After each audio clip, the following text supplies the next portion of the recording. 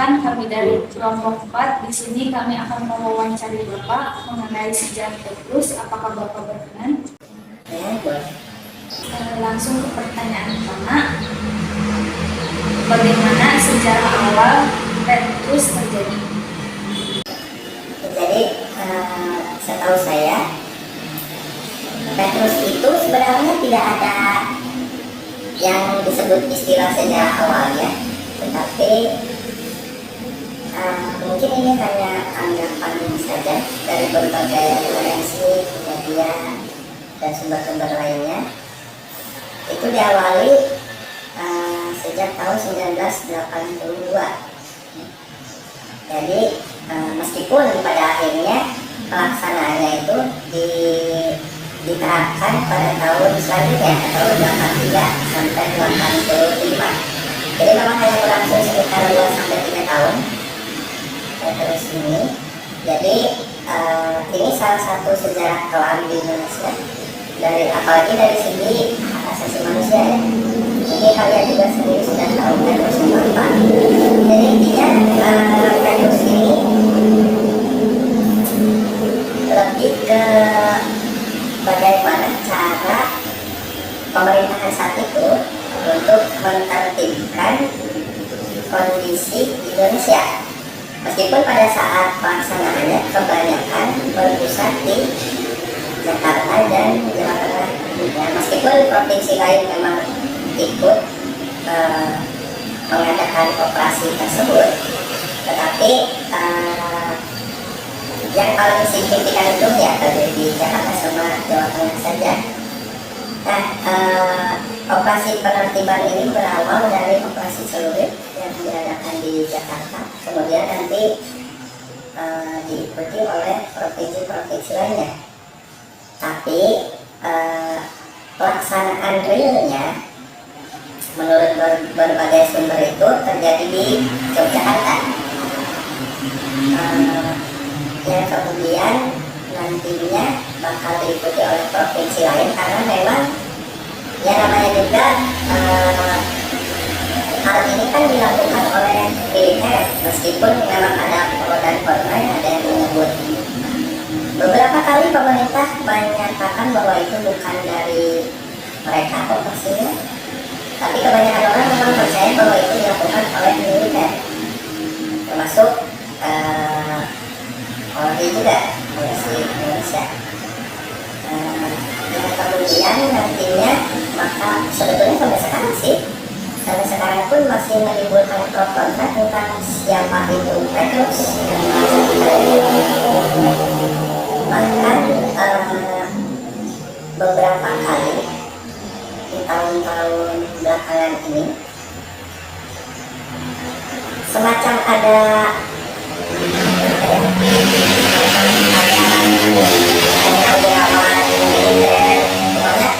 saksi-saksi yang dianggap terlibat di zaman tersebut akan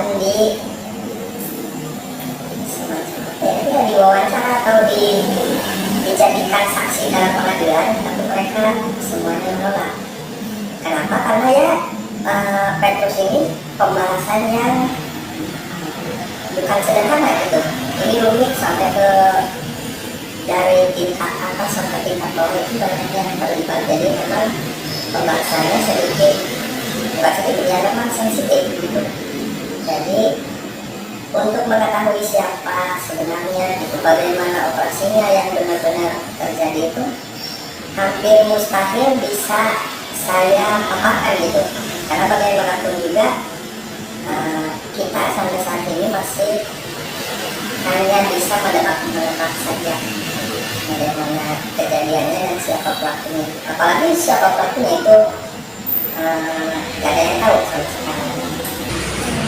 Kedua, di mana terjadinya kasus Petrus?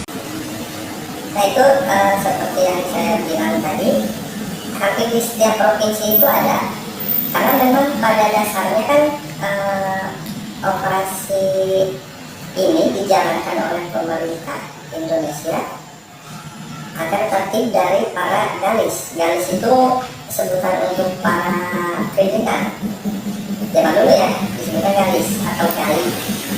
dan situ di dalamnya termasuk preman biasa ada di terminal di mana para perampok, pencuri dan yang lainnya gitu. Makanya sasarannya memang bukan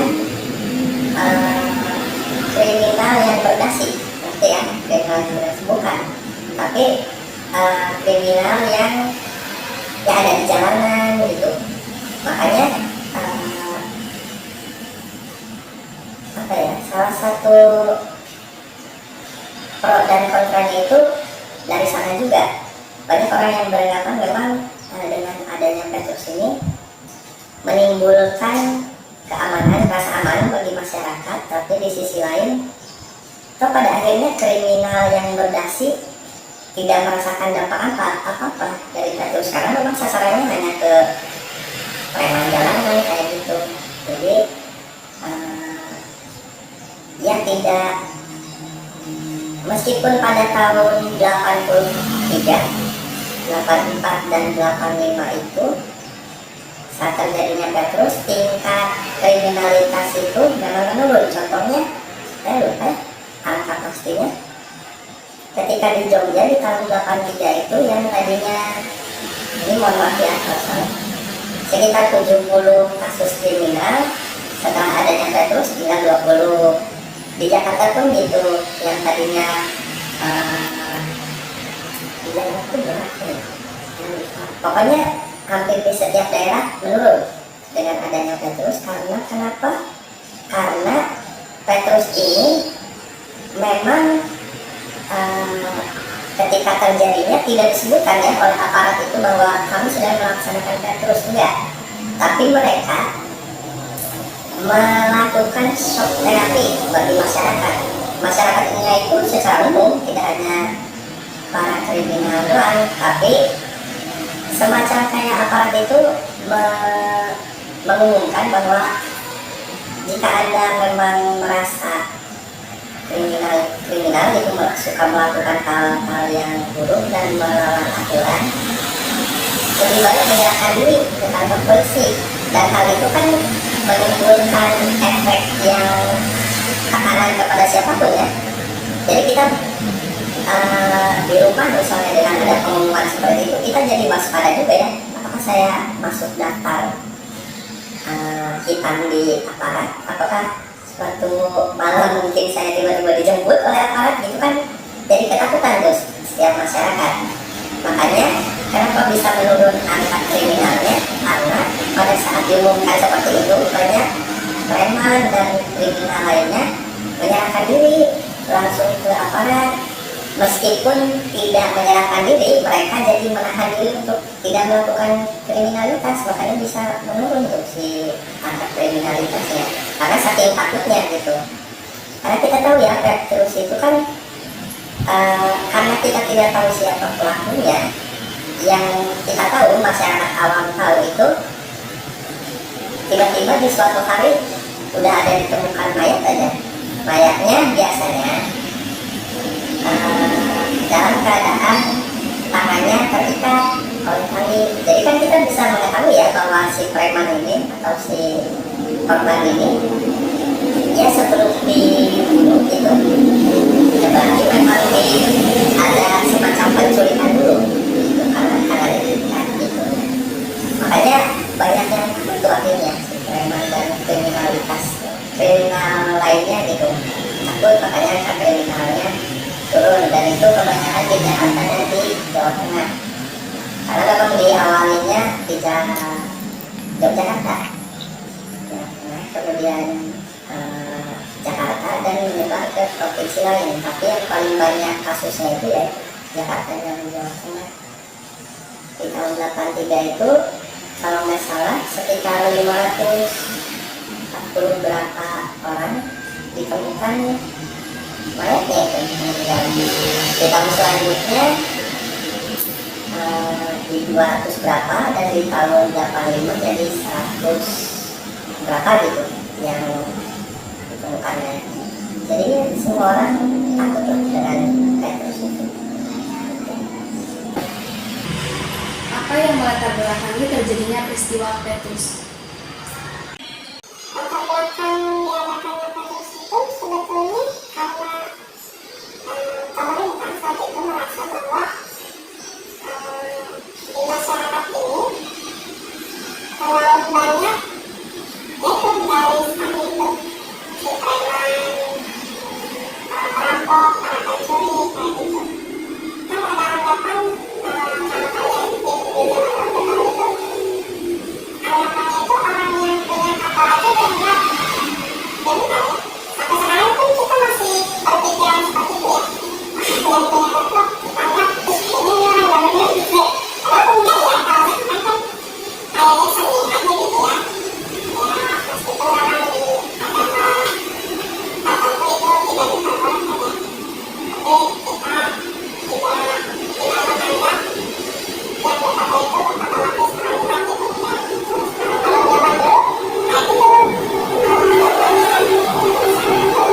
sebagai preman itu ya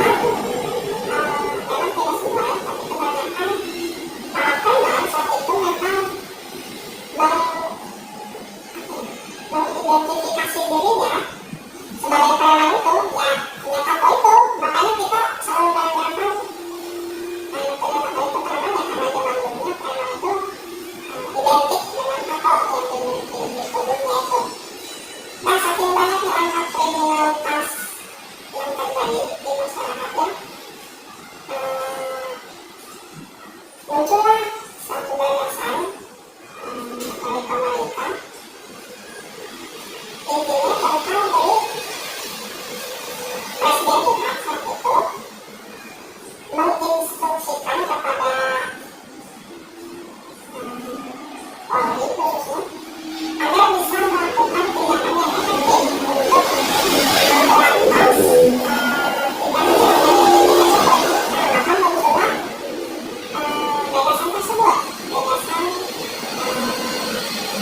operasi celurit.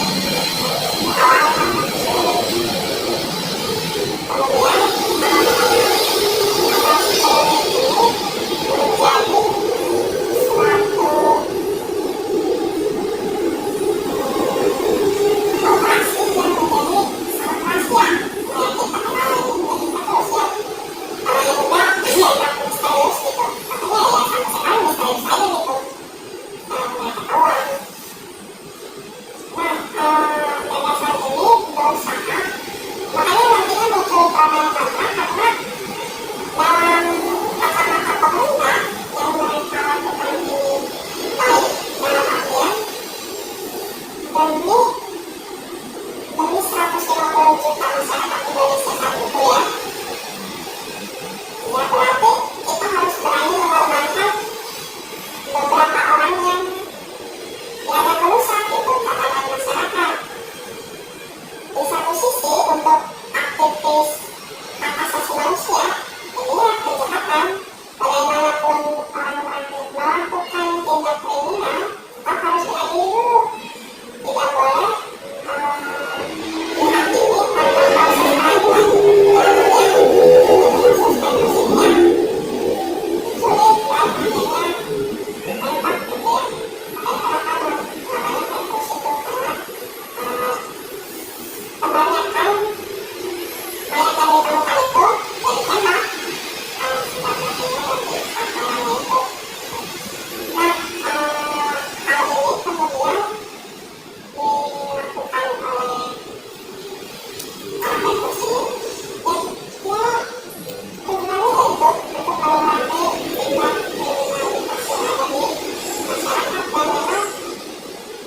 menurun sih ada kriminal ya, cuman ya itu balik lagi ke radikalisasi masyarakat. Tapi bisa bersama gitu ya. Karena memang itu nyawa manusia ya, tidak boleh dihilangkan begitu saja. Apalagi meskipun menyalahi aturan yang ada di Indonesia, tetap kita kan negara hukum gitu. Harus melalui proses peradilan sebaiknya gitu. Tapi yang terjadi tidak seperti itu, jadi langsung aja dieksekusi gitu. Dan hal ini membuat shock tematik ya kan ya,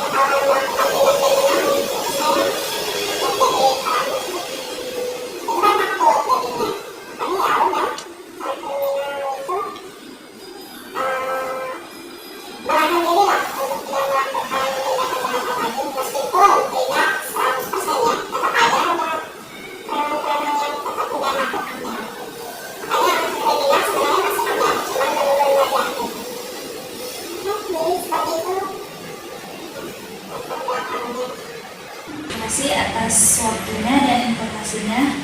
Mungkin cukup sekian dari kami. Mohon maaf bila ada salah kata atau perilaku kami. Wassalamualaikum warahmatullahi wabarakatuh.